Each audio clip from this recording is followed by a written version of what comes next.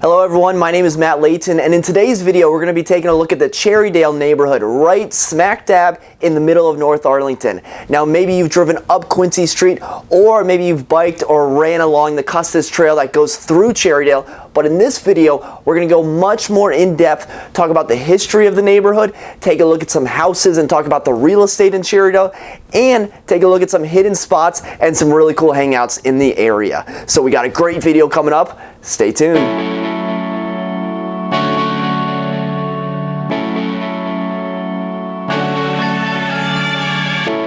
Cherrydale is located just north of I-66, and it is bounded by North Utah Street on the west, I-66 on the east, and the northern boundary extends just past Lee Highway, bordering the Maywood neighborhood on the east, and Military Road and Vacation Lane on the west. Cherrydale was founded all the way back in 1893, and the Cherrydale Citizens Association was formed a few years later, making it the second oldest association in Arlington. Cherrydale's inception began in the early 1900s when the Great Falls and Old Dominion Railway was established to provide easy rail access from Georgetown through Cherrydale and all the way out to Great Falls. Now in 1935, Arlington County then bought out the railway and converted it into what is now Old Dominion Drive and parts of Lee Highway, thus setting up the retail that we see now clustered along Lee Highway. Downtown Cherrydale, if you will, is the area just east of the 5 Points intersection that has neighborhood shops and restaurants.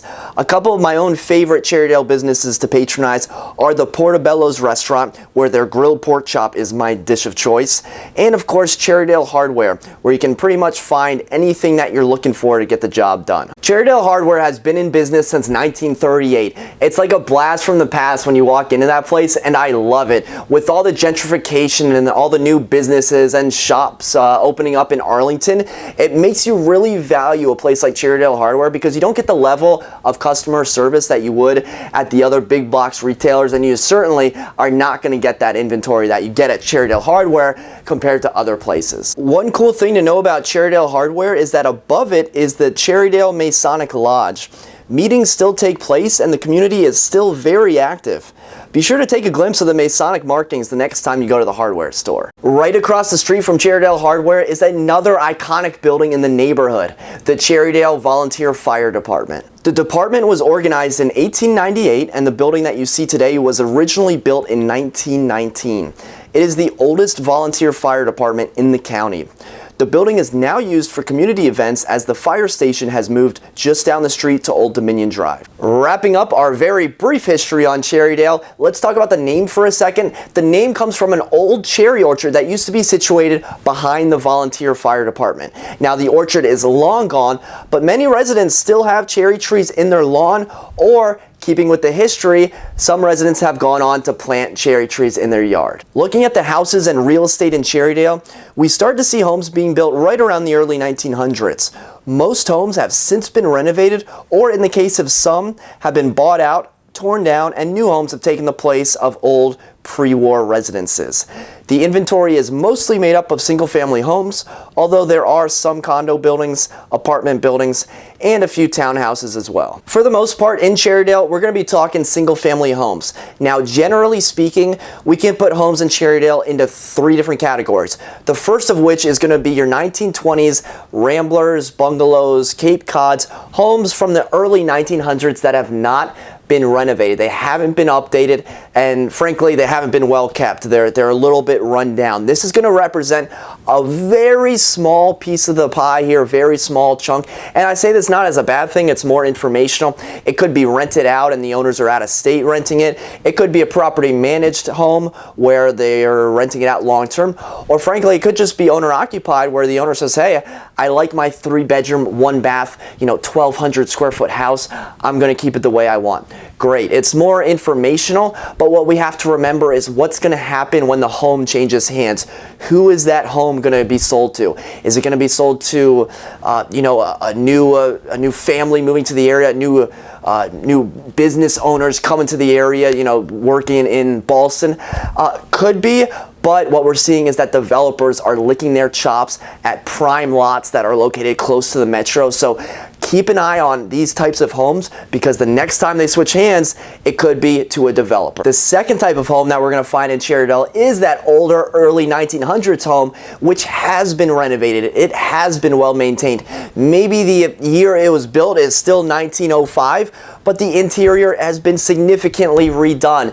This is going to be the main inventory in Cherrydale. It's going to be made up of homes that meet this criteria. And don't be scared by the year that the home was built. You know, the interior is going to be completely renovated. And this is one of the reasons why people like living in Cherrydale, because it has that character. You know, it's the same reason people like enjoying, you know, Old Town Alexandria, or they like living in their condo in DC, which dates back 100 years, but the interior has been renovated. People like living in Cherrydale for that character. You can't replicate it. You know, you're going to have this home that was built in 1915 on the outside, but the inside's going to have like a Viking stove. Like where else are you going to find that? It's pretty cool, and this is going to represent a large portion of the homes in Cherrydale. And the third type of home that we have in Cherrydale are the new construction builds. The two types of houses I just mentioned are being torn down, and new homes are being built that have 5 to 6 bedrooms and 4 to 5 bathrooms. New construction homes start around $1.5 million. Cherrydale is an attractive neighborhood for developers because you have these older homes from the 1920s sitting on prime lots that are less than a mile away from the metro.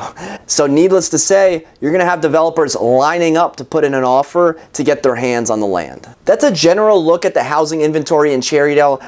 Obviously, there are going to be houses that don't fit the 3 categories that I, generally speaking, put all the houses in Cherrydale into, and that's okay. What's nice about Cherrydale is you don't have this homogeneous housing inventory, right? You have a mixture. If you were to go up on Williamsburg Boulevard, for example, you're going to have all 1940s brick ramblers with a couple of new construction builds that are towering over them, and it just completely throws off the character and the ambiance of that specific neighborhood in my mind.